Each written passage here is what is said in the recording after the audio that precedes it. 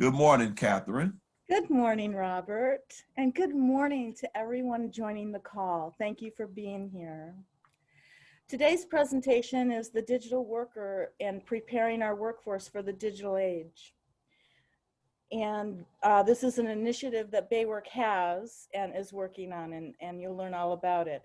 In the presentation, we won't do introductions because we have about 60 people on the call, but there will be further in the presentation discussion areas where you will have an opportunity to share your concerns about the digital worker. Here we go. The purpose of the Digital Worker Initiative is to help water and wastewater utilities make more effective use of digital tools, and it embodies at least 10 areas of discussion. So for those of you who may be new to BAYWORK, as Robert said, BAYWORK is a consortium of water, wastewater agencies, and we have a shared commitment to workforce reliability. This is our roadmap from the beginning of BAYWORK in 2009, and everything we do is encompassed in these 4 areas: qualified candidates, developing qualified candidates for our mission critical jobs, provide information needed to do quality work, optimize use of staff, and maximize the cost effectiveness of collaboration. These are our mission critical jobs that we have discovered through surveys and other research. And if you notice, they're mostly trades, with the exception of engineering. BAYWORK principles. These 5 principles have been our guiding posts since our inception. Everything we do is research-based. This initiative is an example of that. We look for continuous innovation, cost effectiveness through collaboration, and we really want to create a learning community and share knowledge among our peers. And BAYWORK has a commitment to the industry as a whole, and that's why everything on our website is free source and available to anyone. So the Digital Worker Project to date.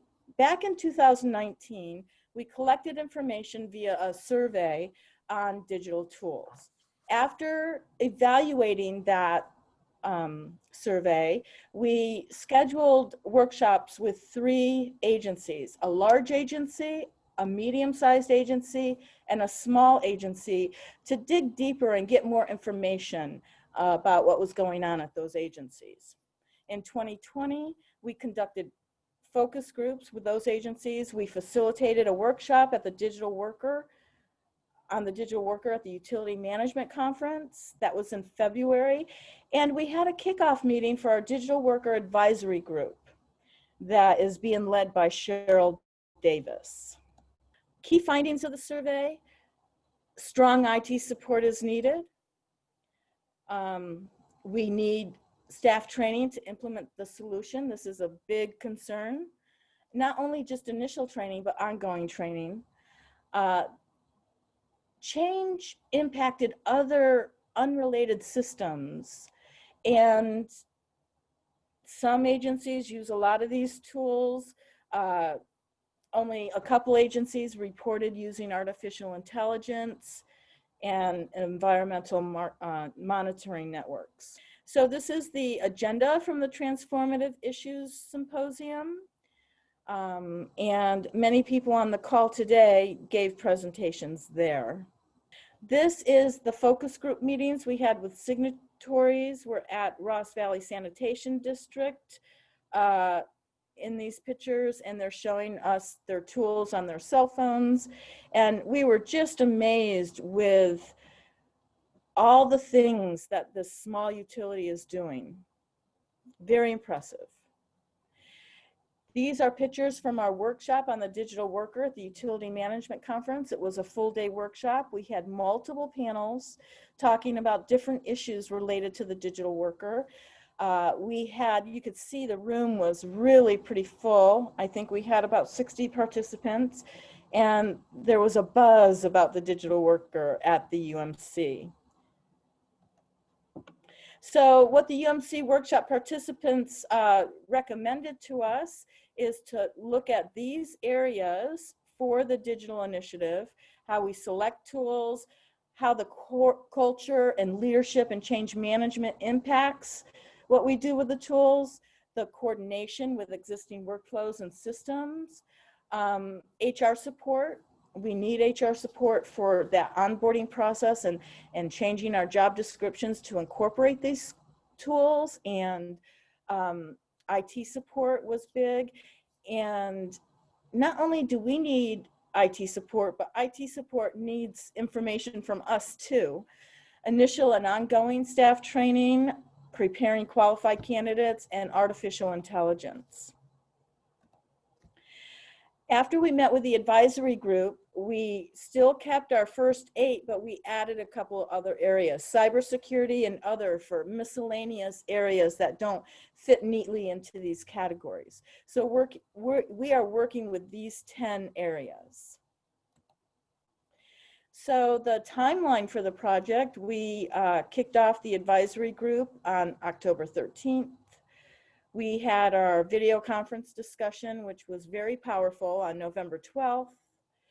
We are here today, November 19th, and your input in these discussions will be added to the white paper. So you will be part of the research and the concerns that are generated. So thank you for that. January 15th, we're looking at a draft of the white paper. March 15th, we're going to get all of our feedback from our advisory committee and revise the draft white paper. We hope to publish that white paper by April. And in May, it's all going to culminate with a digital worker workshop. I'm hoping that we can do this in person, but we may have to do it on Zoom. It really depends on where we are with COVID. But either way, it will be very powerful. So the anticipated format of the white paper, text providing guidance in the topic areas, of course, and we'll have attachments at the end, the survey findings, the lessons learned from the focus groups, the discussion highlights from the UMC Digital Worker Workshop, and the last attachment will be the discussion highlights from this training buffet session.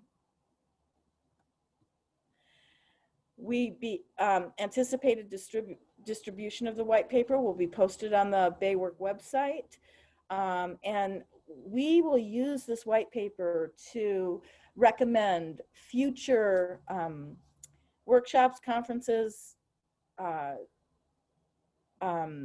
development of tools, whatever the recommendations may be. So this is really the first step, the foundational step for future work. Your opportunity to provide input. Input can include any or all of the following: the challenges and barriers you're experiencing, any achievements or best practices or lessons learned that you have, questions you have about how we could do better, and recommendations for future research and collaboration. Now, I've gone through this piece kind of quickly because the really big heart of this is the discussions that are coming up next, and I wanted to save as much time for them. So the selection of digital tools, challenges, barriers, achievements, best practices, and an example that I've given you is how the organization clearly defined the problem, how they're trying to solve it with new software or hardware, how the new software or hardware will address these problems. So how do your utilities select digital tools? What are the challenges? Are you thinking about how they will layer with all the other digital tools you have? So this is our discussion part, and I invite anyone to throw out their concerns or barriers or lessons learned, anything you have. So feel free to unmute yourself if you have a comment you want to add, or if you'd rather, you can type it into the chat and I will relay it. So when you select a tool, what are you looking at? What drives that decision? So Catherine, this is Heather Pohl. Can you guys hear me? I can, Heather. Great. Nice to see you all. So I can speak just a little bit for the work we're doing at CD, which Sue probably gave you guys a lot of info on when she was part of your panel. But a lot of how we select the tool has to do with common tools already in use in our organization and our IT department's desire to, have single platforms across the enterprise. Right. But I've actually involved in 2 different tools at the PUC for mobile, and this is related to work orders, getting work orders to field staff, that piece of it. And we do have 2 different platforms. One is used with our customer service side that they had already deployed to do work orders related to customer service that goes straight into the billing system. And one is connected to our Maximo CMMS system, which others before CDD had already started to use and play with to do other kind of work orders, including some customer service work orders. So, but a lot of it is, I think, for us driven by what our IT department feels like works best with the systems you're interfacing and what they already have experience with to, try to keep commonality, which I think is important. That's sort of an answer to your question on, how did we decide what software to start with? One of the challenges that, and I apologize if any of this is redundant to stuff that Sue might have already put out there, but one of our biggest challenges, well, there's several, but some of the biggest challenges that we have are really getting a good agreement to functional requirements needed, to the vendors to build what we need at the right price and make sure there's clarity so the project moves along quickly. And that's where I feel like on the business side, on the business user side, it's really hard to get someone that's a good business analyst that can help people who know the business sit down with the software developer and make sure that you're having the right conversations before you start selecting a technology or building out. So I find that that's definitely a challenge, especially for someone just starting the process and not even having any templates of what might be needed to develop a functional requirement or a business requirement. What's your business requirements, then what are your functional requirements, then what are your design details? And just getting better definition around those and the right people on the team. So Heather, do you include people, end users in this process of looking at the software and how it will be used? Well, that's a good question. We do somewhat, but there's also the fear that if you overwhelm them with a demo that has a lot of functionality you maybe can't do yet, or don't want to do in your first run, something that's built out and very complex into someone else's business process. There's a little bit of a fear there. And then as you start getting into doing designs, and these are things that Sue and I have, found struggles with as you have to have a lot of conceptual conversations about what your business process should be and what your workflows behind the scenes and the systems data passing should be. It's not really, I think it overwhelms a lot of the business users, and I'm talking about even higher level supervisors of field users that just want to be in the field doing the work, and they're already overwhelmed a little bit by the process of going from paper to digital.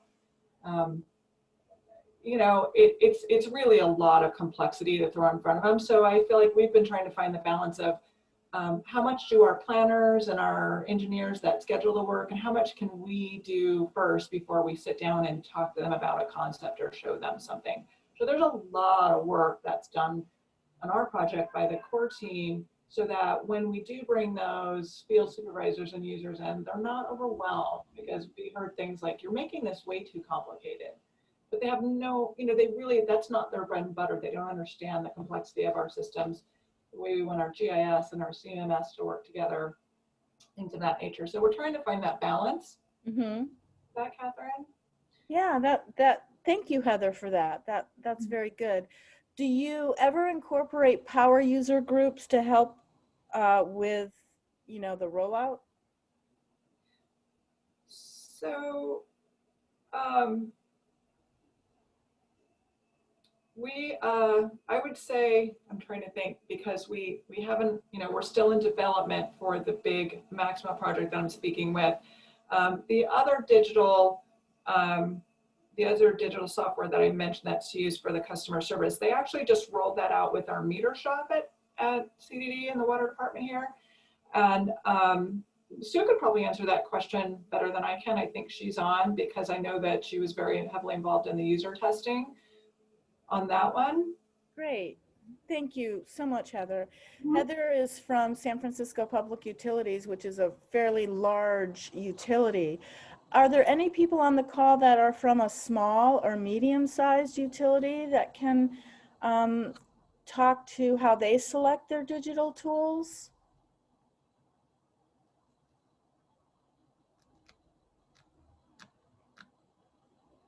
Okay.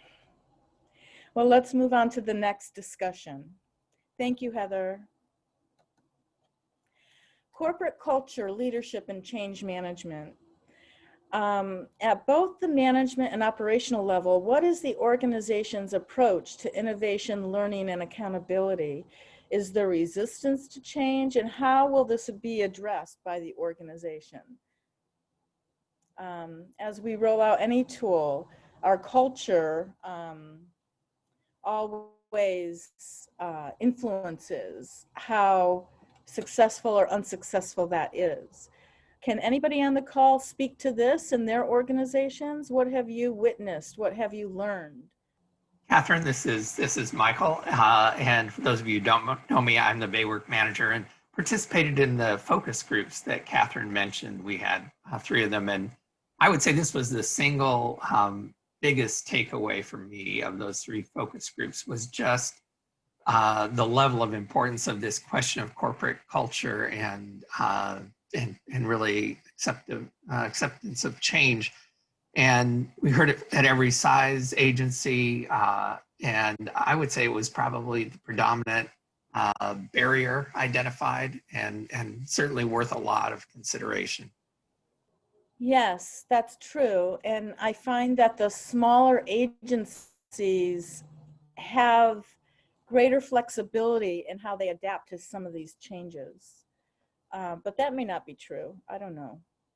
I know that in my last job, we had to roll out a new software, and people retired because they didn't want to learn it. So the culture can really have great impacts. And at SFPUC back in, I don't know, 2010, 2011, Cheryl Davis and I worked on the My Toolbox for knowledge management, because we did an assessment and they said knowledge management was the top concern. So developed a tool, and then trying to get the leadership support and trying to get the training rolled out and trying to identify a power user group was quite a challenge. So the culture really is quite significant in this process. Does anybody have anything they want to say about this until we move on to the next area? Coordination with existing workflows and systems. Heather talked a little bit about this earlier. Does the organization already have other systems with similar content or similar purpose? Will one replace the other, or how will the data and workflows be integrated? Has anybody had any challenges, barriers, achievement? Does your DCS or SCADA speak to your Maximo, speak to your SharePoint, or whatever your knowledge management system is? Do you have to work with different systems to get similar data? Do people at your organizations understand the workflows and systems you have for your technical processes? Yeah, Catherine, Heather, again, as I mentioned, our process, this is a lot of what we're focusing on. So we're basically taking data from the other systems and trying to share it with our field staff on a mobile application that they normally wouldn't have access to.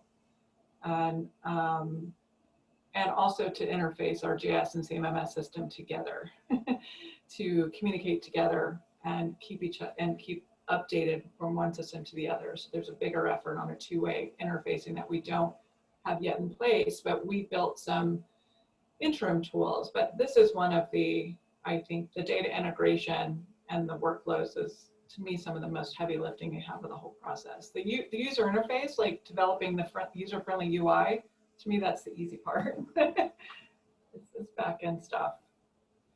So getting our IT staff and having some of those hard discussions on what data you need and where, which one is the system of record as soon as possible in the process, something I definitely recommend from our lessons learned. I'm currently working on a project at Wastewater Enterprise. I'm working with a consultant to build a competency-based training system. And we have a new learning management system, but the person I'm working with has this UTAC software, which you can take out in the field on a tablet. And when you do assessments, it will record all that. It will show the standard answers and things like that, but it doesn't integrate with our LMS system. So one of my challenges is, what information do I take from that one system and how do I plug it into our sum total new learning management system so that I can generate the reports that the managers need to have? And it's a challenge. I don't know if other people experience these challenges, but I certainly do. Does anybody have anything to say about this before we move on?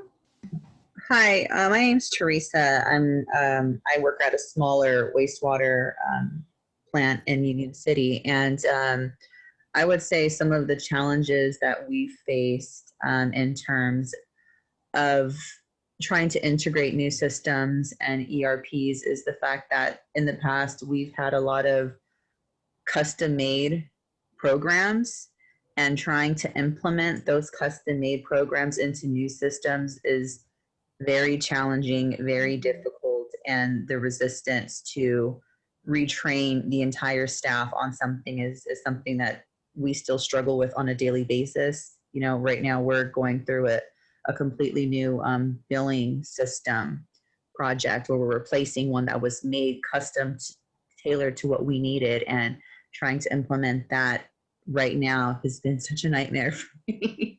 So I feel your pain. yeah, customization, it's great, but once you have to kind of go into something that's more cookie cutter, it's so much more difficult than you realize when you have to overhaul it. Yes, that's a very good point, Teresa. Thank you for participating. Anyone else? There's a lot of barriers around this area. I'm wondering what best practices have emerged from people's work. This is Sue. I work with Heather at the SFPUC, and I think one of the big challenges as well is just getting folks to know the data and making sure that the data that we're collecting and inputting into these systems is, has integrity and has use.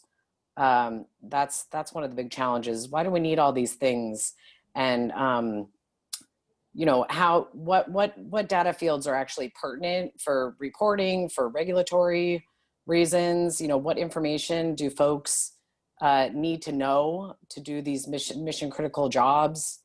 And do they understand what the purpose is? Like we can have all kinds of bells and whistles and solutions, but unless the end user, actually understands what the purpose is and what are they getting out of it? Like, what's the benefit of having this tool for them? Is it going to make their job easier? Are they going to have, access to better information? Are they, going to grow, professionally? And, is it going to expand their knowledge for, promotive opportunities and professional development, et cetera. So it's not just about, the solution and the tool and getting people on board. It's understanding that they're going to get something out of it as well, that there's a benefit to them, to the end user. That's an extremely important point, Sue. If people don't know why, then they're not very motivated to learn and do what needs to be done. And everybody's interested in the WIFM, right? What's in it for me? Because if there's nothing really in it for you, what's the motivation? What's the incentive to do it? So And really great point you bring up, Sue. Thank you so much. Sure. Catherine, we had a comment in the chat from Krista Politzer saying we tried to implement too many new software programs all at once and overwhelm people. Yes, that's another great point. And I've experienced that myself. So the lesson learned is to slow down and let's do what we need to do and set our priorities and not overwhelm people with every new gadget all at once. Thank you for that comment. Well, and I feel like, doing it right the first time is important. I know that there's been a lot of failed attempts, and I hear this from other agencies as well, where they try to implement, a solution or a tool and it fails, and then, it kind of falls in the cracks, and then you try again. Taking the time to do it right the first time so that you don't have a bunch of issues with implementation, and that you get user acceptance and you get, people participating in making the change, so that you don't have a bunch of failed attempts, and then people are fatigued and they just they don't want to participate in it anymore. So that's been one of our challenges as well. And oftentimes if it's too hard to understand or if it's too complex to operate, we need to figure out how to make it more user friendly so people will engage, right? HR support for modification of job descriptions and job categories. Do the job descriptions need to be updated to reflect the knowledge and skills, the digital literacy needed for the full utilization of our digital tools? Are outreach and recruitment practices consistent with the need to recruit individuals with digital knowledge and skills? Does the job description match the job description versus the job ad? I know for me, we're looking at rewriting our announcements to match the needed skills. Operations is not just, stabbing tanks anymore. It's very complex. Our operators need to know the DCS system, the Maximo system, and a lot of other systems. And they have to be able to record knowledge and store information on SharePoint. So how does these digital skills that are needed right now and in the future, how do they get integrated into the HR? Because oftentimes HR lags behind and doesn't understand the digital world that that we need right now. And so part of our job is to educate, right, about what we need as managers. So what is happening around modification to include the kind of skill sets that we're looking for? Are any agencies dealing with this? I don't know if there's any HR people on the call that might want to speak to this. Catherine? Yes. My name is Steve Nimick. I'm a member of SHRM, which is the Society of Human Resources Management. Thank you, Steve. And one of the things that I learned in my SHRM training, certification training, was that by having buy-in from the folks that you are already working with by, well, you know what, we're going to do a lunch training, or we're going to do, because of this new stuff that's coming out, but also providing people with time after the training on their own to go out and you suggest, here, we're going to put in your email links of, for example, YouTube videos on how this product works or how this software works. And then come back for a follow-up within the day or so, just because of the whole retention thing. And, well, you know what, I got to go do my job, but the employer has to set aside the time, number one, to get that buy-in. So, they're on the clock. So what's in it for me is, well, you're getting paid for you to eventually save time in the long run for your job but also to make scheduling and other stuff in the future beneficial for the organization. And then also when you go out and do your recruitment, you say, these are the software, or here's the software that we use. And maybe if you're not familiar with it, you may want to go out and, well, if you follow what I'm trying to say here, but You might want to investigate it. yeah, exactly. The ideal candidate will go out and go, wait a minute, what's data? You know what? Let me go look it up and figure out what it is, and see if I have something when I can walk in the door and go, oh yeah, I know what that is, or I have an idea and I'm willing to learn more. So as you said, recruiting the talent that wants to be there, or is interested in that product. But again, it's that being able to say, hey, there's what's in it for me. Well, and those are the kind of things you got to weigh. Right. Very good point, Steve. Thank you so much. Yeah, I can't think of a job that doesn't require some level of digital literacy. For example, a year ago, would any of us imagine that we're going to have Zoom meetings all day, every day? Well, maybe not all day, every day, but, several times a week, and you need to be able to get on these platforms. But now that is a skill that we will be recruiting for, right?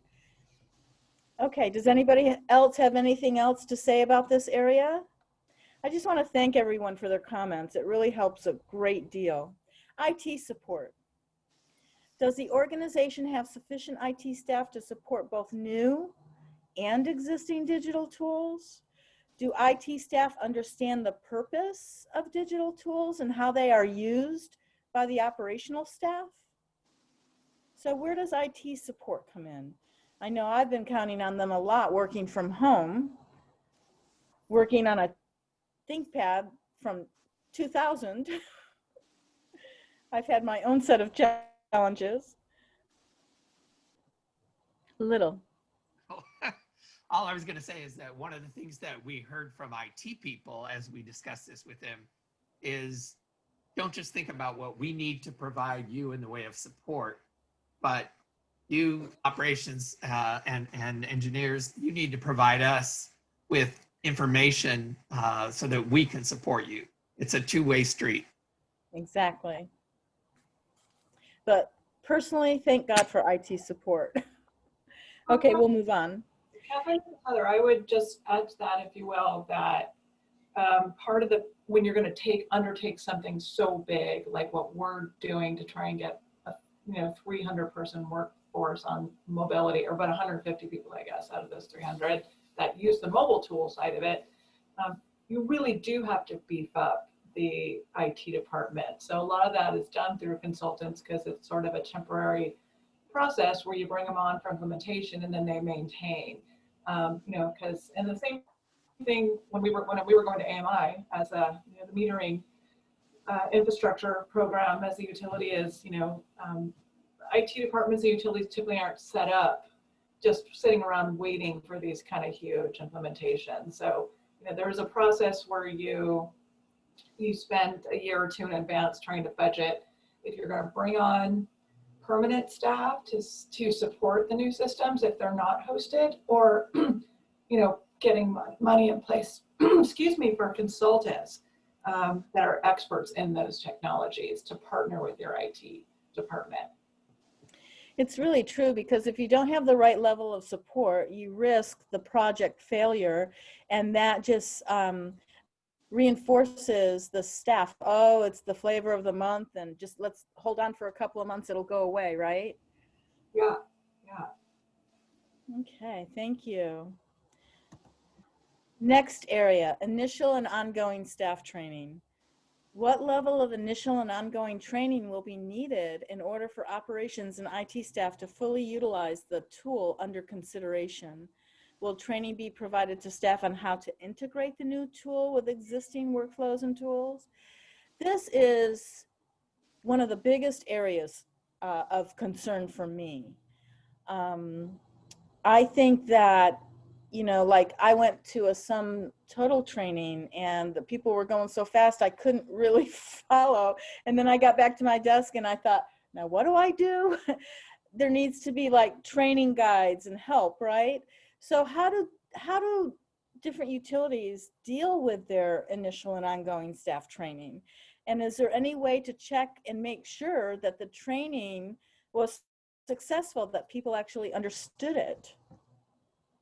Is there staff training? We can start there. I know I'm building a SharePoint site for workforce, and I'm working with Jennifer Leung, who's excellent. And I asked her, Jennifer, is there any training for this? You want everybody to come onto SharePoint, but is there any training for people? Or are there any resources that I can go and look at and see how to do things without having to call you and bothering you? And we don't have anything. So is training available? That's the first question, right? And if so, how do you access it? How do you get help after training? Is there other training? Maybe other people don't experience difficulty in this area. I certainly do. Are we moving to virtual training now that we're, you know, sheltered in place at home? I know for wastewater, we're moving our new orientation training to a virtual training. We've set up our lockout tagout as a virtual training for people to access. Is stuff like that going on? Okay, no one has anything to say about training? We'll move on. Preparing qualified candidates. What training related to use of digital tools is offered by local community colleges and unions that help prepare individuals for skilled trade jobs?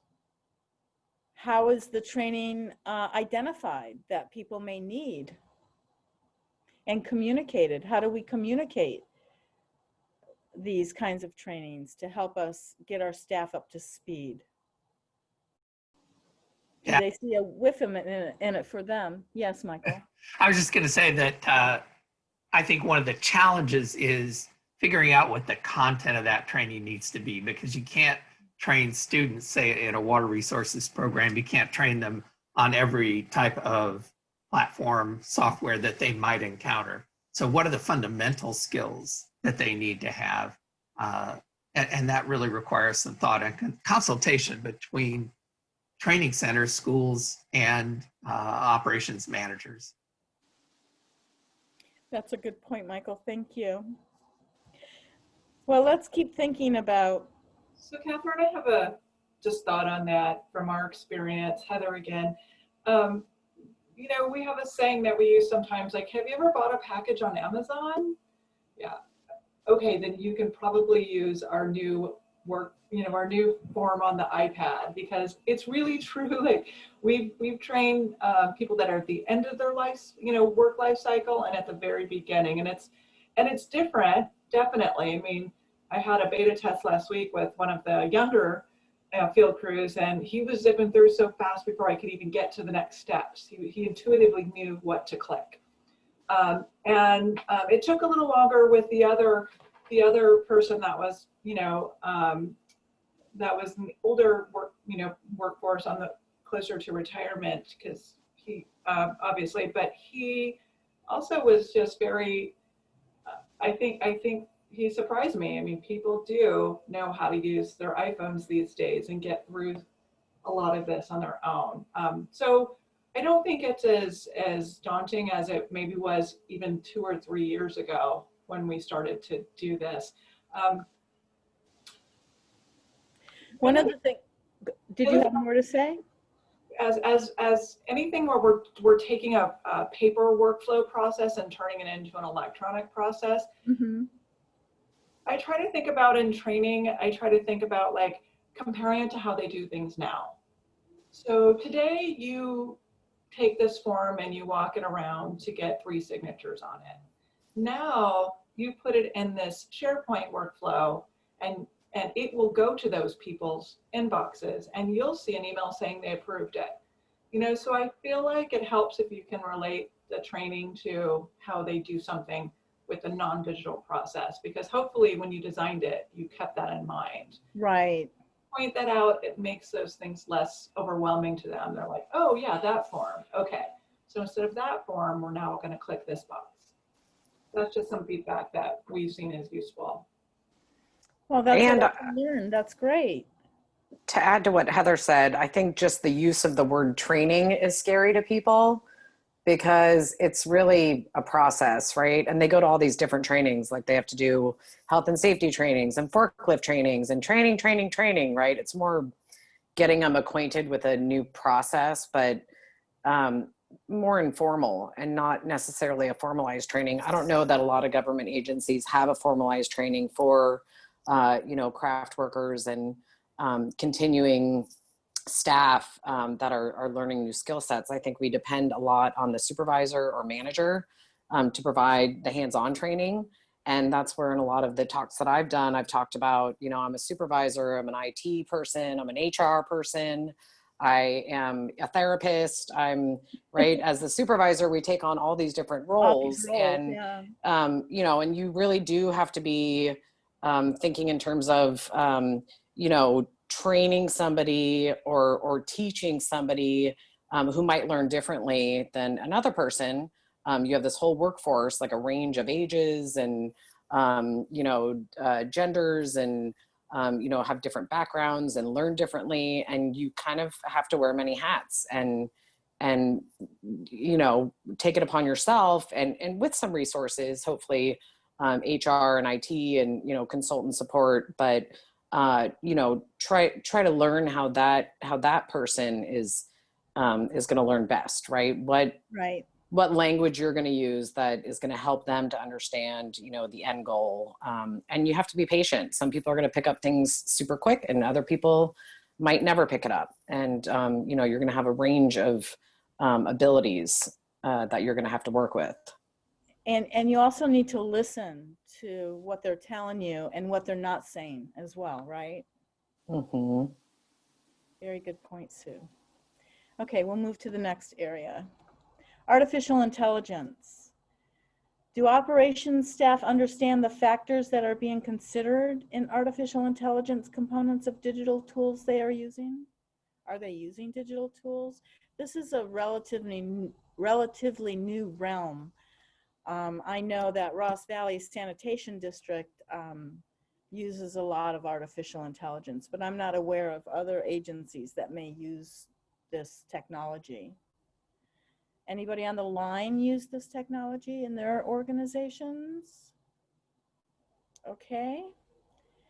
Hearing nothing, I will move on as our time is getting short. Cybersecurity. Now, this is one of the areas that our advisory committee brought up as a needed area. And an example I can give you, can the organization assure the security of the data in all new systems? Cybersecurity is one of the most important aspects to consider because you don't want people hacking into your systems to get your data. Are people out there, how are people out there dealing with their cybersecurity issues? Do you know? Is that all left up to IT? Do you have training on how people get hacked? At my organization, I did some training on security issues, and after the training, I was able to identify some emails that came into my box that were questionable, and when I forwarded them to the IT department, they thanked me because had I clicked on the link, they would have gotten into my computer. So I can't relay the importance of this enough. We do have some cybersecurity experts on our advisory team, and they will guide us. Does anybody have a comment here before I move on? Catherine, Krista Politzer says we do it security training once a month for all online staff. So that regular. How big of an organization is that?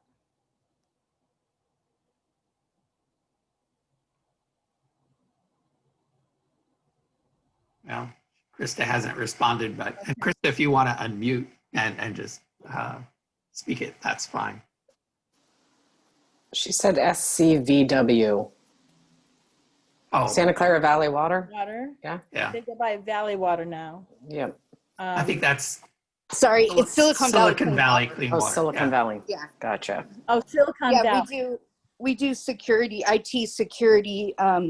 All staff is required to do it once a month. We have a different lesson each month. We do online. That's fantastic. And how do your staff react to that? Are they happy to do it, or do they get anything out of it for them? I haven't heard any moans and groans about it, but That's good. so Once a month. Wow, that's extremely diligent. Very good. Catherine, Steve Yes. Nimick here again. I got the HR background. One of the things that I found with online training, though, is that whoever's coordinating the training might want to look at the how long it takes somebody to complete the training. And the reason why I bring this up is I developed or had a training program that I ended up working with an HR person putting together, and an hour long, or was expected for them to take an hour long to do the training and watch the videos and whatnot. And it came through that over 75% of the people were doing it and being done in 12 minutes. So it's basically, let me find the answers real quick, do the quiz at the end and hit submit so I can be done with this. Right. and get rid of it. Because yes, I did the training. See, look, I checked off on it. And that way they could go off and do something else or whatever. That some folks saw it as, again, as I don't want to say as a waste of time, but it was more of, yeah, it's a box I got to check. So Right. those are sort of the balance from an HR perspective of what's the buy-in from your people, again, as to, well, yeah, I've got to do this online security training once a month. Yeah, it's something new. Okay, what are the answers to the questions so I can click submit and be done? So, yeah, that's another thing to kind of think about too. Yeah, that's a really good distinction there. I know even myself, when I do like sexual harassment training or bully training, these trainings we have to do, I try to get through it too, right? It's our natural tendency. But really we need to invest in not only the training, but making sure that our people are really being trained. Thank you, Steve. And the other category, this is our last category. Does IT need support from other parts of the organization, such as communications, to convey the whole value, to convey the value of the systems? Does the organization have the technical infrastructure, such as devices needed to use new systems in the field, required for effective implementation of the tool? Any other areas that you can think of? This is like the pot you can put anything in. Does anybody have any concerns from their agencies or questions about digital tools? This is Sue from the PUC again. In terms of the network tool, like the choice of hardware, I think we've flopped a few times on. And that's just because, you know, we're as end users, we're not that inept in understanding, you know, what software systems work best on which types of platforms. And that's been an interesting challenge. You know, even just, you know, choice of tablets and not understanding or not knowing what's coming next in the future. For instance, we implemented a Clevis tool that Heather was talking about for our meter shop, and we had purchased a tablet type a couple of years ago that should have, you know, a 5-year lifespan. And then when we implemented the new tool, we that might not have been the best choice of a laptop. So sometimes you don't find out until later. I think a lot of us struggle on, you know, what's the right hardware for the right for the different softwares that we're installing. Correct. Very good point.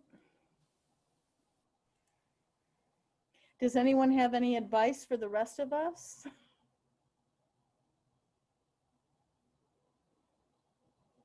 Okay, next steps. This session will be available to review on the BAYWORK website at baywork.org. And for those of you who don't know, we've just recently redesigned our website and made it a responsive website. So you can access it and it will render the same on a phone, on a smartphone, or a tablet, a laptop, or a desktop computer setup. We'll type up a recap of the discussion of the 8 areas identified and send it out to all of the participants. Stay tuned for the white paper. It will be posted on our website.